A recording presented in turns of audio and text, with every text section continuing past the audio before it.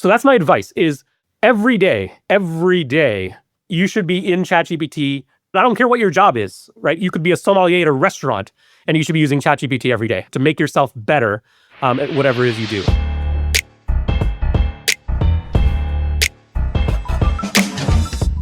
Can I ask you about the story really quick? And you have like a list of stuff here that's like all amazing. It's actually, a lot of it's very actionable. But the reason I want to ask you about the story is for the listener. Dharmesh founded HubSpot, $30 billion company. You're the CTO, so you're an OG for Web 1.0, Web 2.0.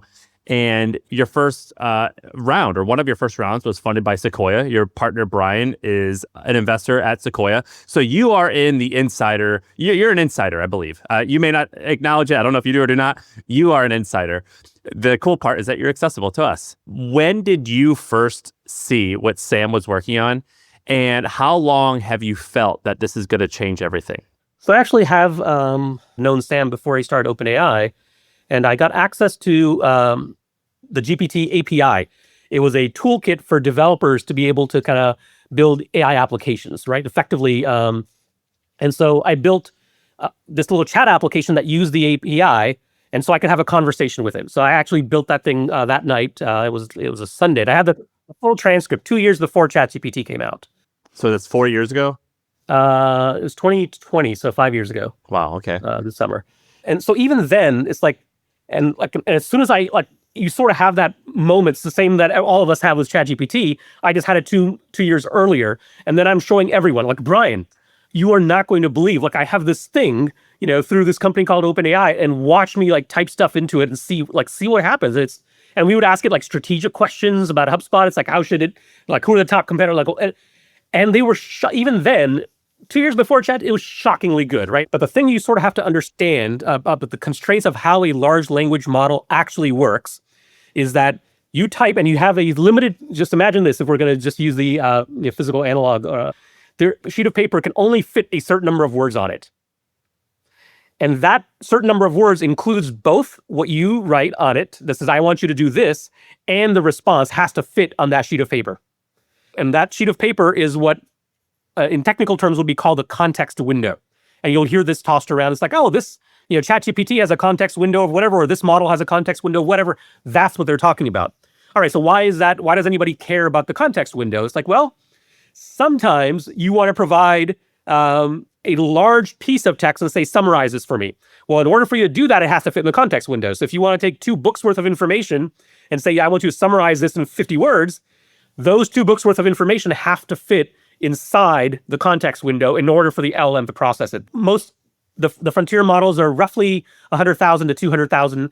They measure it in tokens, which is like 0.75 of a word, but that's like a book. So yeah, is that a book? I think the average book is like 240,000 words, I think, but I'm not sure. That's not a lot. So the way that I use ChatGPT is let's say a fun way is I'll put a historical book that I loved reading and I'll be like, summarize this so I remember the details. So you're telling me that if it's a 1,000-page book, it's not even going to accurately summarize that book? It won't fit. Like, if you paste something large enough into ChatGPT or whatever AI application you're using, it will come back and say, sorry, that doesn't fit.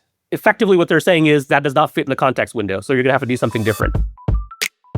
All right, a few episodes ago, I talked about something and I got thousands of messages asking me to go deeper and to explain. And that's what I'm about to do. So I told you guys how I use ChatGPT as a life coach or a thought partner. And what I did was I uploaded all types of amazing information. So I uploaded my personal finances, my net worth, my goals, different books that I like, issues going on in my personal life and businesses. I uploaded so much information. And so the output is that I have this GPT that I can ask questions that I'm having issues with in my life. Like, how should I respond to this email? What's the right decision, knowing that you know my goals for the future, things like that. And so I worked with HubSpot to put together a step-by-step process showing the audience, showing you the software that I used to make this, the information that I had ChatGPT ask me, all this stuff. So it's super easy for you to use. And like I said, I use this like 10 or 20 times a day. It's literally changed my life. And so if you want that, it's free. There's a link below. Just click it, enter your email, and we will send you everything you need to know to set this up in just about 20 minutes. And I'll show you how I use it, again, 10 to 20 times a day. All right, so check it out. The link is below in the description. Back to the episode. I usually use projects, and I have like, let's say a health project, and I'll upload tons and tons of books or tons of blood work. And I'm hoping that it's going to pull from all those books in my project. Is that true? That is true. So here, and this is a perfect segue, right? Because this is the next big unlock. So the number one thing to like understand in our heads is there's this thing called a context window. Here's why it matters. So we're going to we're going to pop that on the stack, and we're going to push down the stack, and we're going to come back to it. So the thing we have to remember is two things. Number one, it doesn't know what it's never been trained on. That's one of the limitations, right? So if you ask it something that only you, Sam, have in your files, in your email, whatever, that the training model was, the LLM was never trained on, it's not going to know those things. It doesn't matter how smart it is, it's just information it's never seen. So it's not going to know that. That's kind of problem number one. Problem number two, so let's say your website for Hampton was actually on in the training set, right? Because it's on the public internet or whatever. But the training happened at a particular point in time. Like they ran the training and said, okay, we're done with the training now. The machine is done. Let's let the customers in, right? Now, if the website changes, it's not going to know about those new updates that you made to your website because the training was done at a particular date. If completed, it's kind of training course, right? So those are two things we sort of have to remember is that it doesn't know what it doesn't know. And number two, that the things it did know were frozen at that particular point in time, right? So it hasn't seen new information. And those are relatively large limitations, right? So especially if you're going to use it for business use or personal, it's like, well, I've got a bunch of stuff that I want it to be able to answer questions about or whatever inside my company or inside in my own personal life. How do I get it to do that? And so here's the hack, and this was a brilliant discovery. So what they figured out is to say, okay, let's say you have 100,000 documents that were never on the internet, that's in your company, it's all your employee hiring practices, your model, here's how we do compensation, all of it, right? It's like you have 100,000 documents. And obviously you can't ask questions about those 100,000 documents straight to ChatGPT. It doesn't know anything about those, never seen those documents. So and we talked about this 2 episodes ago, this thing called vector embeddings and RAG, retrieval augmented generation. And I recommend you folks go listen to that. I think it's a fun episode, but I'll kind of summarize it, which is what you can do. And what we do is to say, we're going to take those 100,000 documents and we're going to put them in this special database called a vector store, a vector database. And what we can do now is when someone asks a question, we can go to the vector store, not the LLM, go to the vector store and say, give me the 5 documents out of the 100,000 that are most likely to answer this question based on the meaning of the question, not keywords, based on the actual meaning of the question. So it's called a semantic search is what the vector store is doing. So it comes back with 5 documents, let's just say. Now, as it turns out, 5 documents do fit inside the context window. So effectively, we said, okay, well, yeah, it would have been nice had you trained on the 100,000 documents, but that was not practical because I didn't want to expose all of that.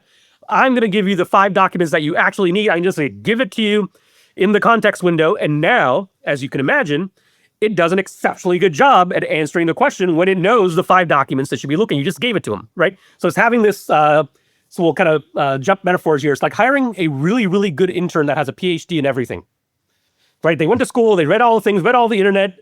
The intern knows everything about everything that ever was publicly accessible. They're trained, show up for the first day of work. That's all they know. They're not learning anything new, and they know nothing about your business. Now it's like, okay, well, I know you know everything about everything. I have this question about my business. Here are 5 documents that you can read right now and answer my question. It's like, oh, I can do that. I like that analogy, the intern with the PhD and everything. That's so much how it is, right? It's as helpful and available as an intern, Yes. but it's as knowledgeable as somebody with a PhD in everything. Yes. And then, like you said, another analogy for that is like it's a store. You have shelf space, which is kind of limited, but they do have a back, and you can always send the employee to the back and see if they can find it in the back for you, right? Yeah. That's kind of like what you're saying. Put it in the database. They can go fetch the specific thing that you're asking for because you gave it access to the back. You gave it a badge that lets it go in there. Have you uploaded all of first of all, I want to know what your ChatGPT looks like. I want to know how you use it I just want you to just screen share, just like show me exactly what you do. But also, have you uploaded your entire life? Like, have you uploaded all of HubSpot to ChatGPT where you could just ask it any question? Yeah, multiple times, right? And what format? Tell me how you did that. So OpenAI has called this. It's called an embeddings algorithm that takes any piece of text, a document, an email, whatever it happens to be, and creates this kind of point in high dimensional space called a vector embedding. And a point in high dimensional space. So in 3-dimensional space, physical space that we know of, we think of points being in 3 dimensions, X, Y, and Z axis. Like, oh, here's where this point is in space.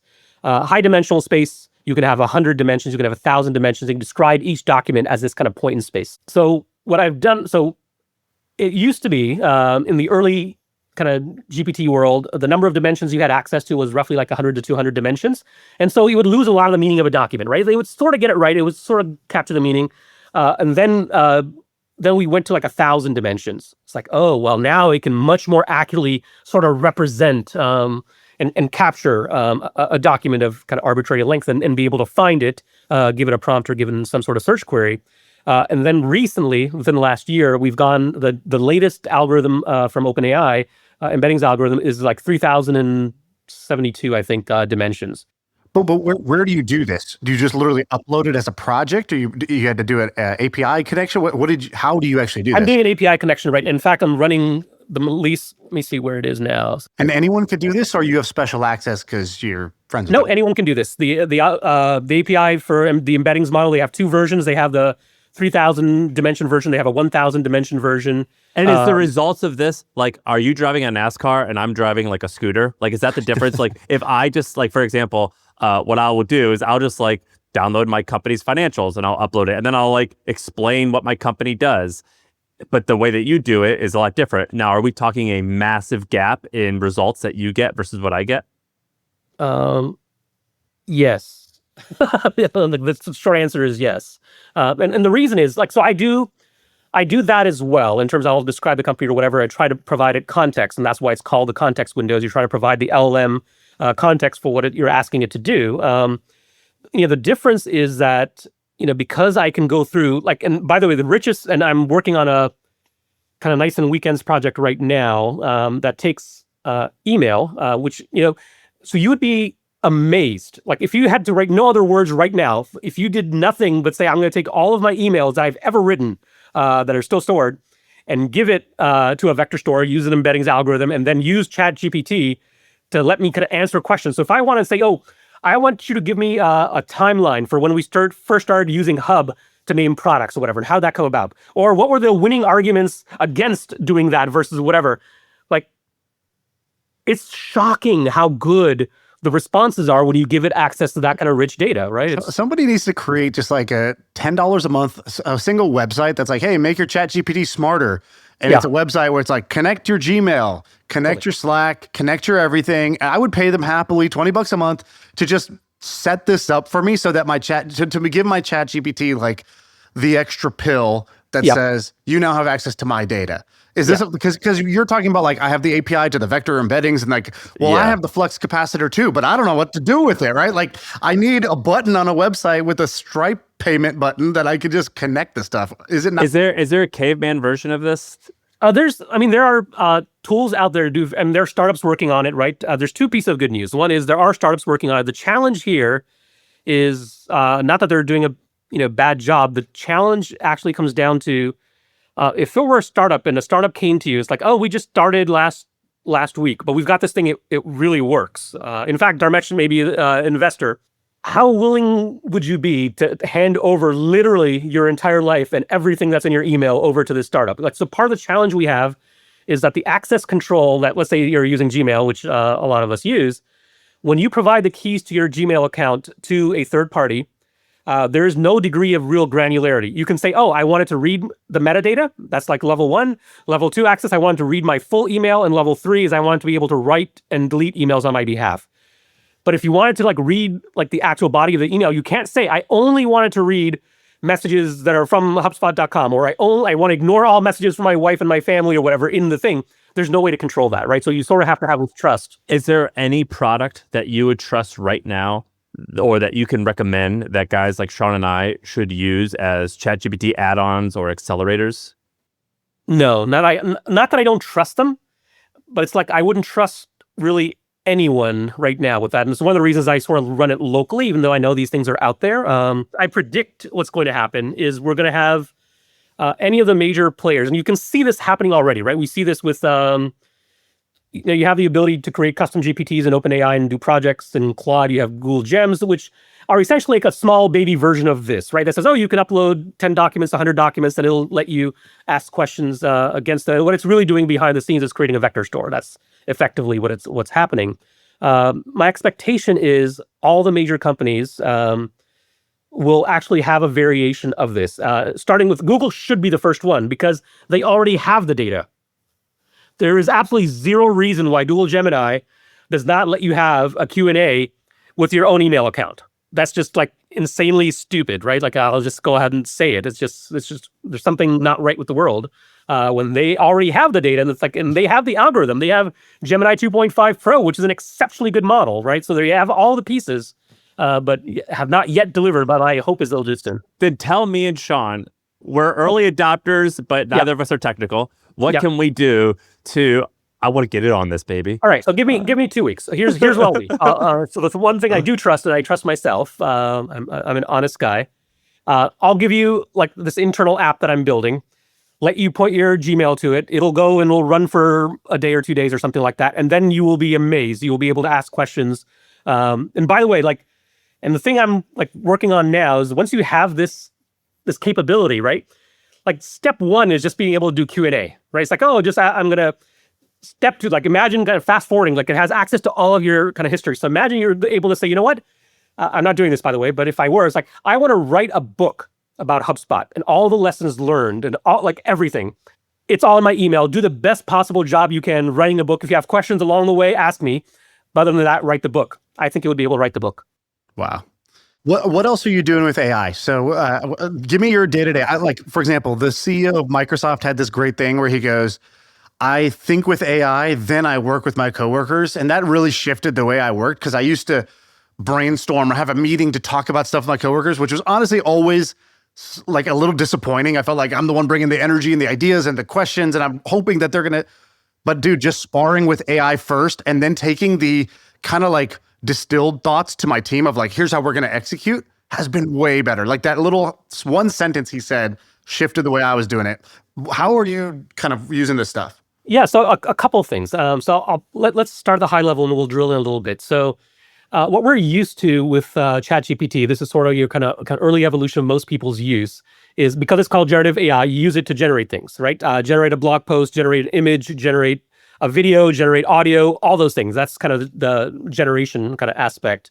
And that's part of what it's good at.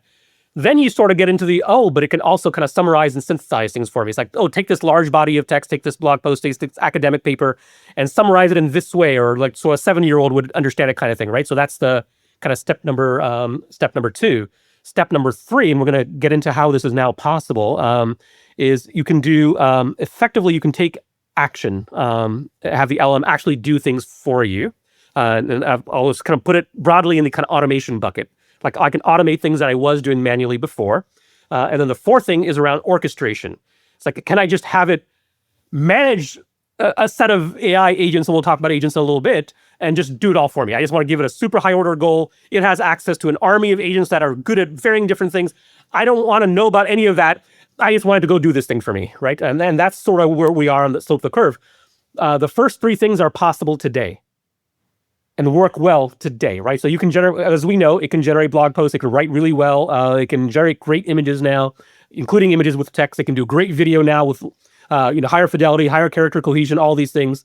Shaan, so the vision you had 3 years ago when I was on was around creating the next Disney, the next kind of media company. You have the tools now, my friend, to finally start to approach that, right? But then you should sort of move into, and this is what we were just talking about, this kind of synthesis and analysis thing that says, okay, this is where deep research kinds of features come in. It's like, okay, well, I want you to take the entirety of the internet or entirety of what Shaan has written about copywriting, and I want you to write a book just for me that summarizes all of that in ways that I enjoy, because I like analogies, and I like jokes, and I like this, and I like that.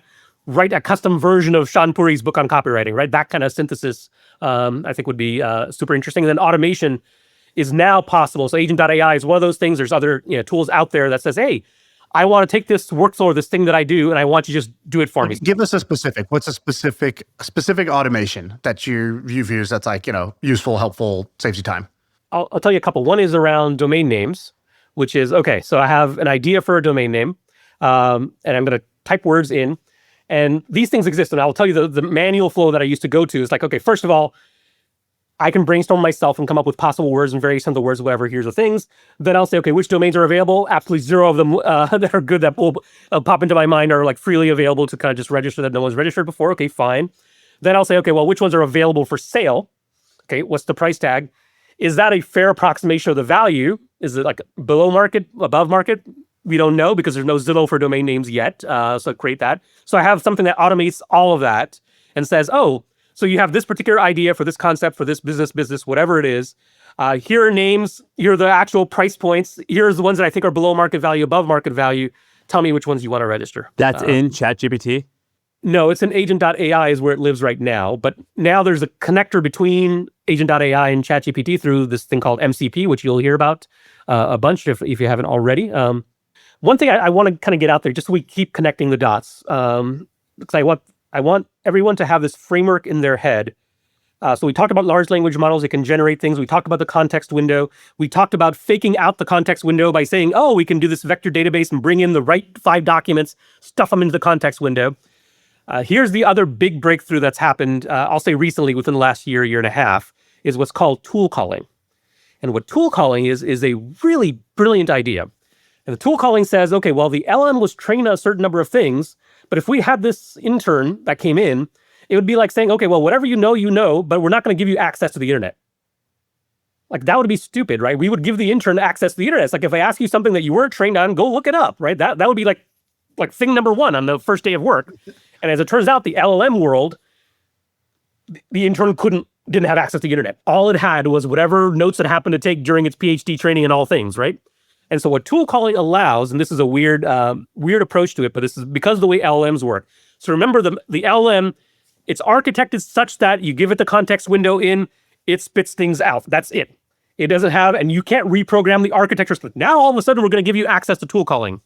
So here's the hack that they came up with. They said, okay, in the instructions that we give it in the context window, we're going to say you have access to these 4 tools. And it doesn't actually have access to the 4 tools. It's that I want you to pretend like you have access to these 4 tools. The first tool is this thing called the internet. And the way the internet works is you type in a query and it will give you some things back. You have this other thing called a calculator. And you can give it a mathematical expression and it gives you an answer back. And you have this other tool that lets you do this, and you can have n number of tools. And so here's what happens. In the context window happening behind the scenes, ChatGPT, which is the interface right now that is interacting with the LLM, you're not talking with the LLM directly, right? It gets a prompt and it says, okay, by the way, LLM, I want you to pretend like you have access to these 4 tools. And anytime you need them, when you pass the note back to me, the results, the output, just tell me when you want to use one of those tools. All right, so we give it a query. It's like, okay, well, I want to look up like the historical stock valuation for HubSpot and when it changed as a result of, is there any correlation to the weather? Is it seasonal or whatever it is, right? In terms of market cap of HubSpot versus seasonal changes. All right, well, that's not something you would have access to, but here's what actually happens. This is so cool, right? So the LM gets it, and the LM's in the context window that we gave it instructions is to pretend like you have these 4 tools, one of which is stock price lookup, let's say, historical stock price lookup. It'll pass the output back to the application, not us, and say, and it in the output, it says, oh, please invoke that tool you told me I had access to and look up this result. I want you to search the internet for X. What was the weather? I want you to do this for the stock price. And then we do that. We, the ChatGPT application, fill the context window with whatever it is the LM asked for, and then pass it back in. So the LM effectively has access to those tools, even though it never accessed the internet, it never accessed the stock market, but it pretended like it had access to it. And we never see this. This is happening behind the scenes. Now, here is the big, massive unlock, right? Which is, well, everything can be a tool, right? Now you don't have to build this kind of vector store or whatever, because you would never build a vector store of all possible stock prices from the dawn of time. Now, I guess you could, but then it's outdated immediately. Now it's like, what if we just gave it 20 really powerful tools, including browser access to the internet? Well, that's like a 10,000, 100,000 times increase in that intern's capability, right? And so that's where our brains should be headed now, which is exactly where the world is headed, that says, what tools can we give the LM access to that will amplify its ability and cause zero change to the actual architecture? Literally, it doesn't have to know anything about anything. It's like, I just want you to pretend that you have access to these tools. It doesn't need to know how to talk to those tools. It doesn't need to know about APIs. It doesn't need any of that stuff. Cutting your sales cycle in half sounds pretty impossible, but that's exactly what Sandler Training did with HubSpot. They use Breeze, HubSpot's AI tools, to tailor every customer interaction without losing their personal touch. And the results were incredible. Click-through rates jumped 25%. Qualified leads quadrupled. And people spent 3 times longer on their landing pages. Go to HubSpot.com to see how Breeze can help your business grow. Do you think that, I mean, this is all mind-blowing, and you have an interesting perspective because, I think 3 episodes ago that you're on, you created this thing called Wordle. Was it Wordle? Wordplay. Wordplay. That does like $80,000 a month. It was just like a puzzle that you did with your son. It was amazing. But now you have new projects. You have Agent AI, you have a few other things, but you still run a $30 billion company. Do you think that the majority of value creation, like, is my stock portfolio going to go up because I own a basket of tech stocks? Or is the best way to capitalize as an outsider, obviously you start a company, or is it investing in new startups that are using AI or AI first startups? It's a good question. I'm neither an economist nor a stock analyst, but I will say this: the thing I'm most excited about with AI, and I actually said exactly this in a talk I gave before GPT on the inbound stage, and I said, as AI is starting to kind of come up, it's not a you versus AI. That's not the mental model you should have in here. It's like, oh, well, AI is going to take my job because it's me trying to do things that the AI is then eventually going to be able to do. The right mental frame of reference you should have, it's you to the power of AI. AI is an amplifier of your capability. It will unlock things and let you do things that you were never able to do before, as a result of which it's going to increase your value, not decrease it, right? But in order for that to be true, you actually have to use it. You have to learn it. You have to experiment with it. And the only real way to get a feel for what it can and can't do is you have to do it. So I'll give you the very, very simple, everyone should do this, I do this personally, is that anytime you're going to sit down at a computer and do something, research, whatever it is you're going to do, you should give ChatGPT or your AI tool of choice a shot at it. Try to describe and pretend like you have access to this intern that has a PhD in everything. It's like, okay, well, maybe it doesn't know anything about me or whatever, fine. So then tell it a few things about you. But imagine you have access to this all-knowing intern that has a PhD in everything. Give it a crack at solving the problem that you're about to sit down and spend some time on.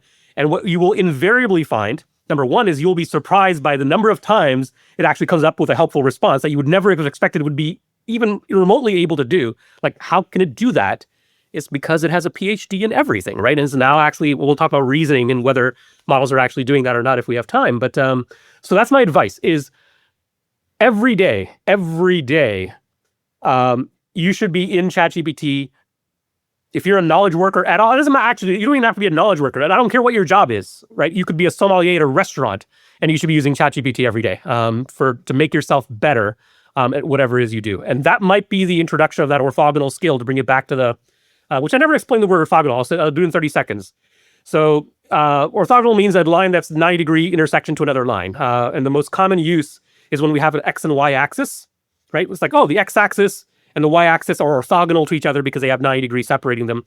The common usage, when you say, oh, that's an orthogonal concept, it means it's unrelated. It's completely different. That's like the Y and X axis are completely independent of each other. You can say, oh, you can be here on the X axis, but here on the Y axis, and they're not related to each other. So that's what I mean when I say orthogonal concepts or skills or ideas. Anyway.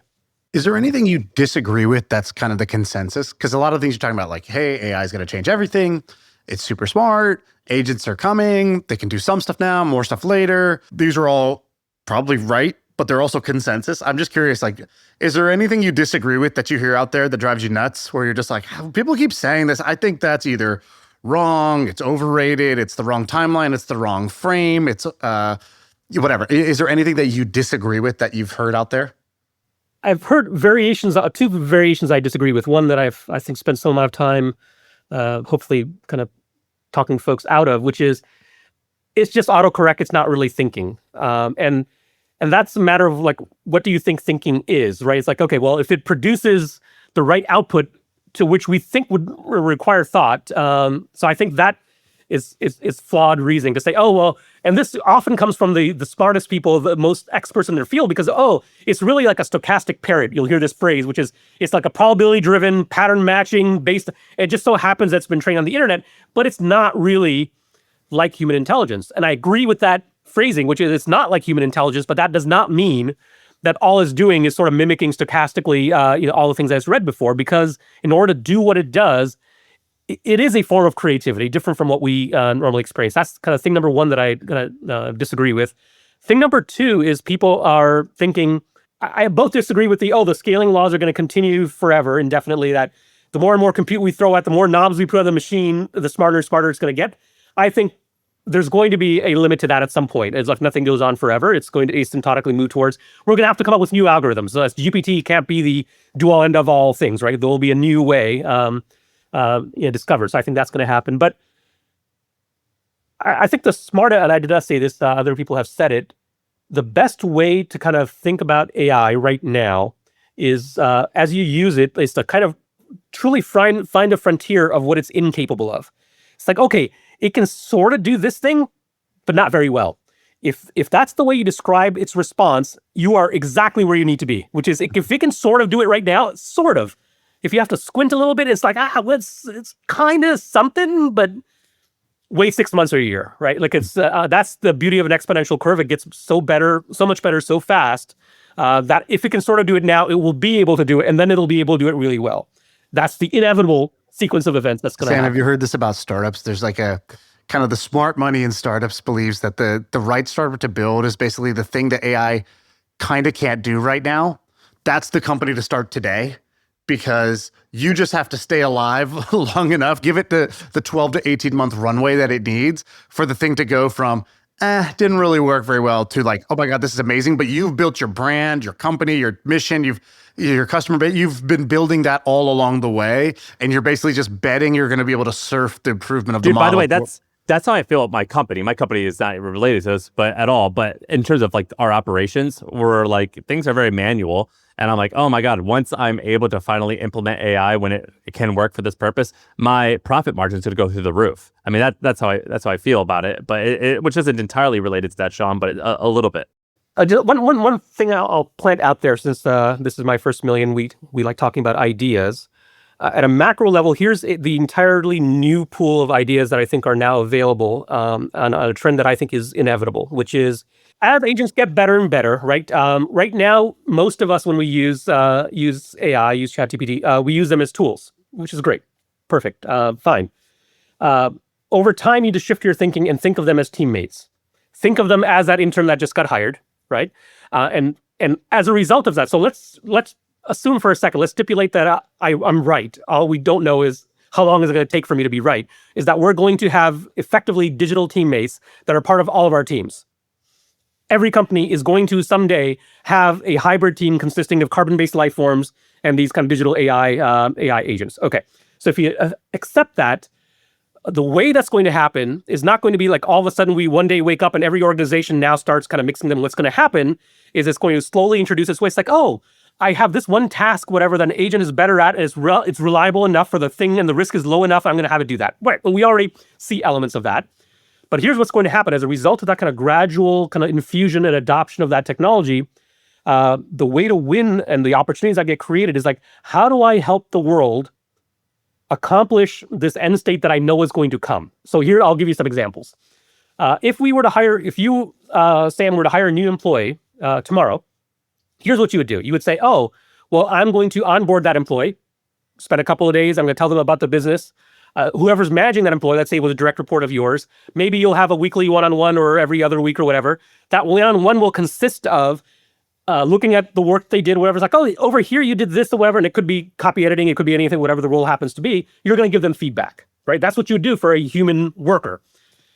All of those things have literally a direct analog in the agent world, right? And what we're doing right now is we're hiring these agents and expecting them to do magic. Just like if we hired an exceptionally smart, has a PhD in everything employee and expected them to do magic with no training, no onboarding, no feedback, no one-on-one, no nothing, well, your results are not going to vary. They're going to be crap because you did not make the investment in getting that agent. Now, the big unlock here, so whether you're an HR person or whatever, it's like figure out, like, well, what does employee training look like for digital workers? What do performance reviews look like for digital workers? How do we do recruiting for digital workers? How do we, like, what are all the mechanisms that need to exist? What is a manager of the future? What are the new roles that will be created as a result of having these hybrid teams?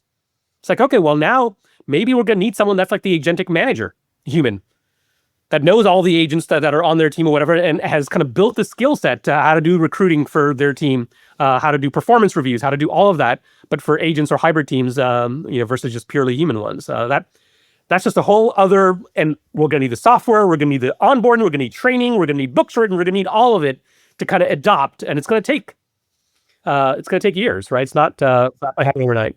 2 years ago, I asked you, is it going to be as bad? Or I think you said, I asked, is it going to be horrible or is this going to be amazing? And you said, I saw this with the internet. Nothing is as extreme as the most extreme predictions. I listened to you and I trusted you then. I actually think, knowing what I know now, I'm actually more fearful than I was a couple years ago, where I'm like, oh, this is actually going to put a lot of people out of work. And it's maybe not good or bad, but things are going to change drastically more than I thought. And so I don't remember how I phrased the question, but is this going to change the future more than you thought 2 years ago or less than you thought 2 years ago? Has your opinion on that changed? I still think they're going to be unrecognizable. My kind of macro level sense, and this is maybe just my inherent optimism about things, is that it's going to be kind of a net positive for humanity. And this is the other thing that lots of people would disagree with me on. That's like, oh, well, is this an existential crisis, to the species? And I've not said this before, but I'm going to see how it sounds as the words leave my mouth. I'm probably going to regret it. But in a way, we are actually, and Sam, Shaan, you said this earlier, we're sort of producing a new species, right? So that's like saying, okay, well, Homo sapiens as they exist, absent AI, is likely not going to exist. So the way we know the species as it exists today, with where we have a single brain and in natural form, four appendages or whatever, maybe that's going to be different. But I think of that as an extension of humanity, not the obliteration of humanity, right? That's human 2.0 or N.0 of the way we kind of think of the species right now. So I think things are still moving very, very fast, and this is why I think humans have issues with exponential curves. We're just not used to them. When something is kind of doubling or every N months, it's hard to wrap our brains around how fast this stuff can move. Things that we thought were like the things we have today, Sam. If we had just described them to someone a year and a half ago, there's like, well, ChatGPT is cool or whatever, but it's never going to be able to do that.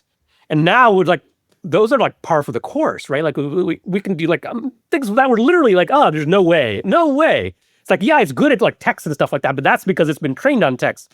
Now I can do images. Well, I can do images, but like video is like 30 frames a second. That's like generating 30 images per frame of like per second of video. It's like all of that. It's like, yeah, but diffusion models, the way they work is because you're not going to you get a different image every time. So how are you going to create a video? Because it requires the same character, the same setting in subsequent frames. That's not how the thing is architected. That's not how image models work. And we solved all of those things, right? Now we have character cohesion, setting cohesion, and video generation. Anyway, so my answer is, it's not exactly, but it's close to like, yep, this is what exponential advancement looks like. I'm still of the belief that we're going to have more net positive. That is not to say that in the interim, there's not going to be pain. And there's two things I'll put out there as cautionary words. One is, in the interim, anyone that tells you that there's not going to be job dislocation, there's not going to be roles that get completely obliterated, is lying to you. That is going to happen. It's already happening, right? It's that there's no world in which that does not occur. That's kind of thing number one. Thing number two, and we didn't talk about this, but we should have, is that because of the architecture of how LMs currently work, maybe they'll figure out a way to do that. They produce hallucinations. And that's just a fancy way of saying it makes things up, right?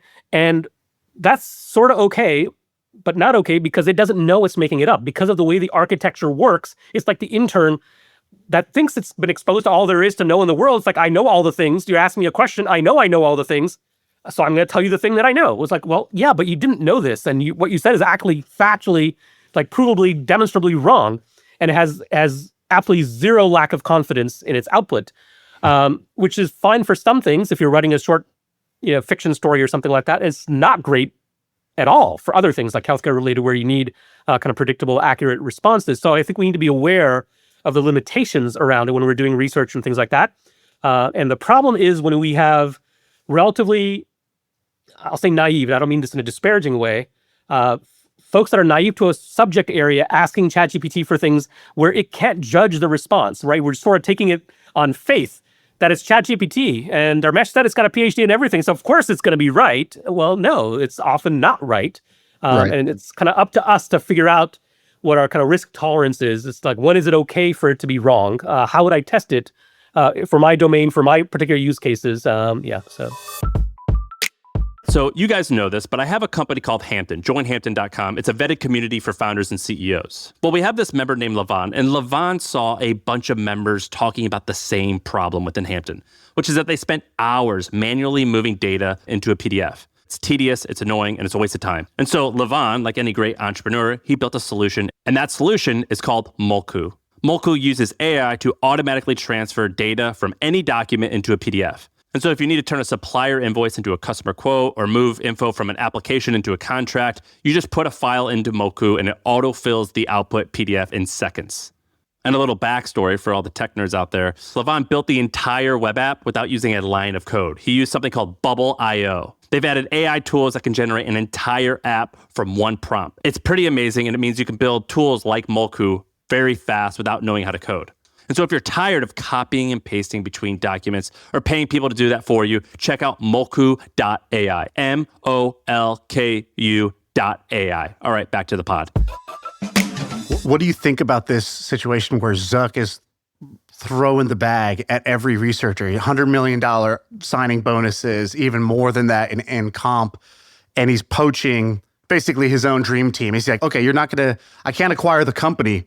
Yep. Well, why don't I go get all the players? If you can keep the team, I'll keep the players. And he's going after them with these crazy 9-figure offers. 100 million signing bonus and 300 million over 4 years, I think is what I saw. Is that true? I think that was like the higher end. And some people have said there's even like $1 billion offers to certain people that are out there. This is like job offers. So Dharmesh, like, were you shocked by this? Because I mean, my reaction to this was, that's bullshit. First time I heard it. Then I was like, wait, the source is Sam Altman. Why would he say that? And then I was like, okay, that's insane. And then an hour later, I was like, wait, that's actually genius. Because for a total of $3 billion or something, he can acquire the equivalent of one of these labs that's valued at 30, 40, 50, or $200 billion. What a power play. I know, obviously, you're an investor in OpenAI, so maybe you don't like this. Maybe you have a different bias here. But I'm just, from one kind of like leader of a tech company to another, like, what's your view of this move? I think it's one of the crazier moves. If I had to use one word, I would say diabolical. Not stupid, not silly, but diabolical. And here's why, right? This is in the grand scheme of things. So this is not just can we use this technology and build a better product that will then drive X billion dollars of revenue through whatever business model we happen to have. There's a meta thing at play here that says whoever gets to this first will be able to produce companies with billions of dollars of revenue or whatever, right? Because it's like kind of finding the secrets of the universe and the mystery of life kind of thing. It's like, okay, well, whoever wins that and gets there first will then be able to use the technology internally for a little while and be able to just kind of run the table for as long as they want. So it's got incalculable value, right? The upside is just so high that no amount of, like, if you can increase your probability even by a marginal amount, if you had the cash, why wouldn't you do it, right? So do you think it'll work? Do you think this tactic will work for him? Do you think he will be able to build a super team? Is he just going to get a bunch of engineers who now have yachts and don't work? Like, what's going to happen when you give somebody $100 million offers? You smash together this team of, I think he's got a hit list of 50 targets. And I think something like 19 or 20 of them have come on board already. What's your prediction of how this plays out? It feels a little bit like a Hail Mary pass, right? That's okay. They're going to take this. It's like, okay, well, there's not a whole lot of things we can do. The chips are down. I'm going to mix metaphors now too. But that works sometimes. It works sometimes. That's exactly why people do it. And it's People like, okay, catch well, them. what other option do we have, right? Like everything else hasn't worked yet, so let's try this thing. But I think the challenge, I still think it's a diabolically smart move. I'm not going to use the word ethics or anything like that. But here's the challenge, though, right? If we were having this conversation, we'll call it 2 years ago, give or take. OpenAI was so far ahead in terms of the underlying algorithm, and this even before ChatGPT hit the kind of revenue curve that it's hit, just just raw, the GPT algorithm was just so good, and they were so far ahead, it was actually inconceivable for folks, including me, that others would catch up. It's like, okay, well, they'll make progress, they'll get closer, but then OpenAI is obviously going to still keep working on it, and they're going to be far ahead for a long, long time.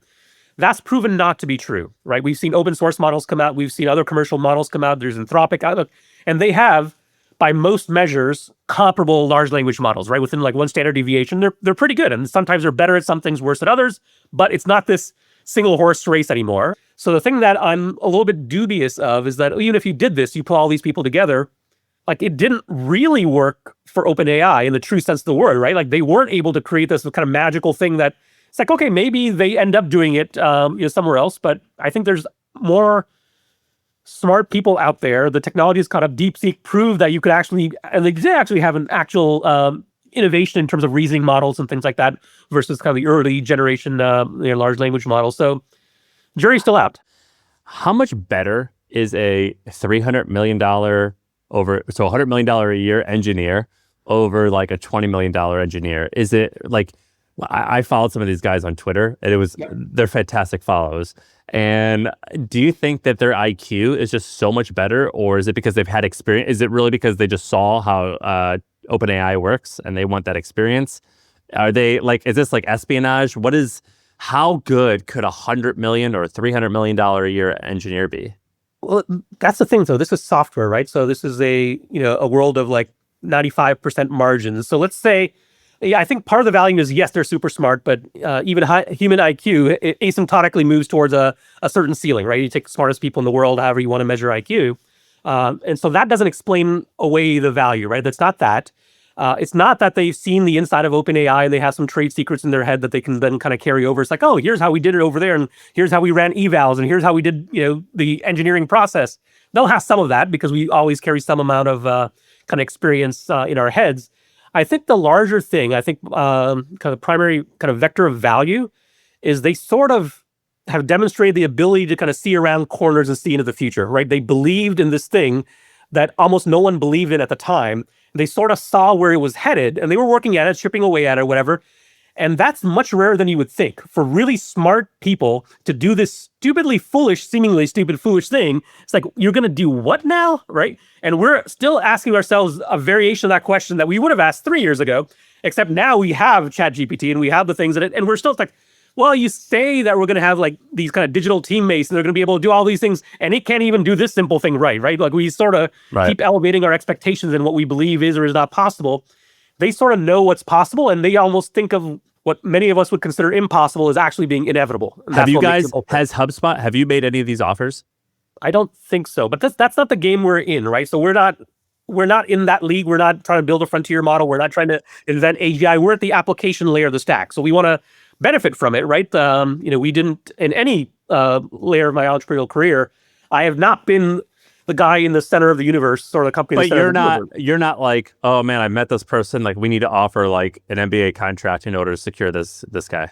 No, and there's a reason for this, right? It's like for the kinds of problems we're solving. There's a sports term about the best alternative to the player or something like that, a replacement cost. Wins above replacement is the metric they use in sports. So yeah, it's not worth it given our business model and given what we do. I have one last thing on the kind of AI front. This is one of the things, answering your question, Shaan, in terms of things I disagree with folks on, is that there's a group of people, very smart, that will say, oh, well, AI is going to lead to a reduction in creativity, broadly speaking, right? Because you're just going to have AI do the thing. Why do you need to learn to do the thing? And I have a 14-year-old, right? So it's like, okay, well, if he just uses AI to write his essays and do his homework or whatever, it's going to kind of reduce his creativity. And I understand that particular kind of line of reasoning that says, yeah, if you just have it do the thing, you're not going to. But I think the part those folks are missing is that, creativity is kind of, in the literal sense of the word, is like, okay, I have this kind of idea in my head, and I'm going to express it in some creative form, be it music, be it art, be it whatever it happens to be. And the problem right now is that whatever creative ideas we have in our head are limited in terms of how we can manifest them based on our emerging skill set. So Shaan can have a song in his head right now that, like, he may be composing things in his head, but until he learns the mechanics of how to actually play an instrument, whatever the instrument happens to be, there's no real way to manifest that, right? We can't tap into his brain and do that. So in my mind, AI actually increases creativity because it will increase the percentage of ideas that people have in their heads that they will then be able to manifest regardless of what their skills are or not. And I love that. So my son, he's a big Japanese culture fan, big manga fan, Japanese comic books and anime. And so he's an aspiring author someday. And what he can do now, right, and he's been able to do this for years, which is, so he's always had, again, he likes fantasy fiction as well. So he's had these ideas for writing things, but he lacked the writing skills. He doesn't know about character development, doesn't know about any of these things. So what he uses ChatGPT for is he's got this like 2,000 word prompt that describes his fictional world. Here are the characters, here's a power structure, here are the powers people have, here's what you can and can't do. And then the way he tests the world is he turns it into a role-playing game. It's like, okay, I'm going to jump into the world. Now you, ChatGPT, I'm going to do this. Tell me what happens. Oh, this happened. Okay, now I'm going to do this. Okay, well, now you got this power. And so it will sort of kind of pressure test kind of his world. And so that's an expression of his creativity because the world was sitting in his head, but now he can actually share that with friends, maybe turn that into a book someday because it's going to take the ideas that he has. And hopefully in the meantime, he will kind of develop some of those foundational skills, but he doesn't have to wait until like 12 years of writing education before he can take this idea as a child.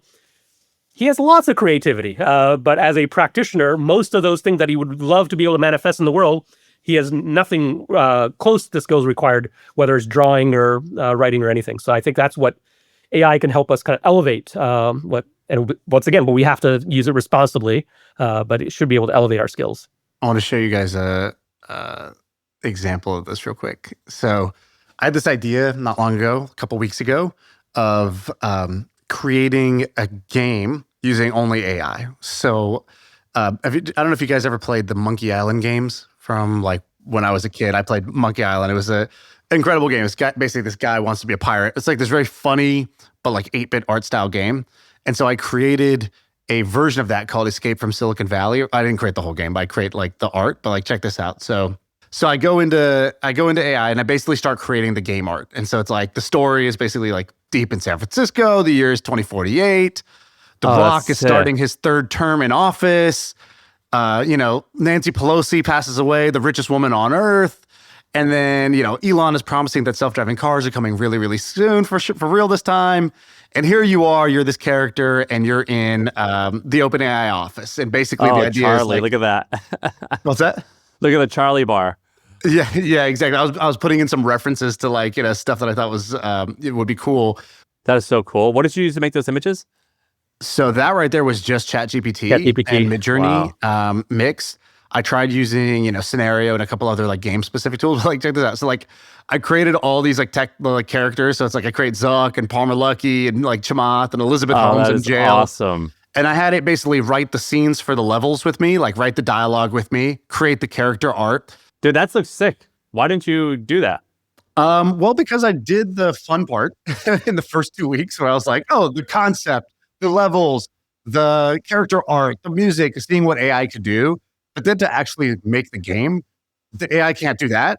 And so I was like, oh, now I need to people who build games spend years building it. It's like, oh, this is like minimum 6 to 12 months doing this like very, very arbitrary project. But I still love the idea and I'm kind of like packaging up the whole idea. Dharmesh, last question. Just really quick, where do you hang out on the internet that we and the listener can hang out to stay on top of some of this stuff? Like, are there who's a reputable handful of people on Twitter to follow or reputable websites or places to hang out at? That's interesting. So I spend most of my time on YouTube, as it turns out, and I sort of give into the vibe, so to speak, and let the algorithm sort of figure out what things I might enjoy. And it gets it right sometimes, gets it wrong sometimes. So it's a mix of things. But the person that I think, if you want to kind of get deeper into like understanding AI, there's a guy named Andrej Karpathy. I don't know if you've come across him. Just search for Karpathy. Dude, you don't want to know how I know? Like, I get so many ads that says like, Andrej Karpathy said this is the best product, or Andrej Karpathy showed me how to do this. Now I'm going to show you. Like, I don't even know who Andrej is other than ads run his name to promote him. Yeah, I mean, he's one of the true OGs in AI, but he has his orthogonal skill, or one of them. I think he's got like he's probably like a 9-tool player of some sort, but he's able to really simplify complicated things without making you feel stupid, right? So he's not talking down to you. He's like, okay, like here's how we're going to do this. We're going to kind of build it brick by brick, and you're going to understand at the end of this hour and a half how X works, right? And he's amazing. So that would be one. So him, any other YouTubers or Twitter people or blogs? On the business side, actually, Aaron Levy from Box is actually very, very thoughtful on the if you're in software and in business and the AI implications there. I think he's really good. Hiten Shah, who you both know, now at Dropbox through the acquisition, has been on fire lately on LinkedIn. So he's one I would go back, especially for the last like 3-4 months, and read all the stuff he's written. I think he's on point. So those are awesome. Dharmesh, thanks for coming on. Thanks for teaching us. You're one of my favorite teachers and entertainers. So thank you for coming on, man. My pleasure. It was good to see you guys. It was fun. Likewise. Thank you. That's it. That's the pod. I feel like I can rule the world. I know I can be what I want to. I put my all in it like no days off. On the road, let's travel, never looking back. All right, my friends, I have a new podcast for you guys to check out. It's called Content is Profit, and it's hosted by Luis and Fonzie Cameo. After years of building content teams and frameworks for companies like Red Bull and Orange Theory Fitness, Luis and Fonzie are on a mission to bridge the gap between content and revenue. In each episode, you're going to hear from top entrepreneurs and creators, and you're going to hear them share their secrets and strategies to turn their content into profit. So you can check out Content is Profit wherever you get your podcasts.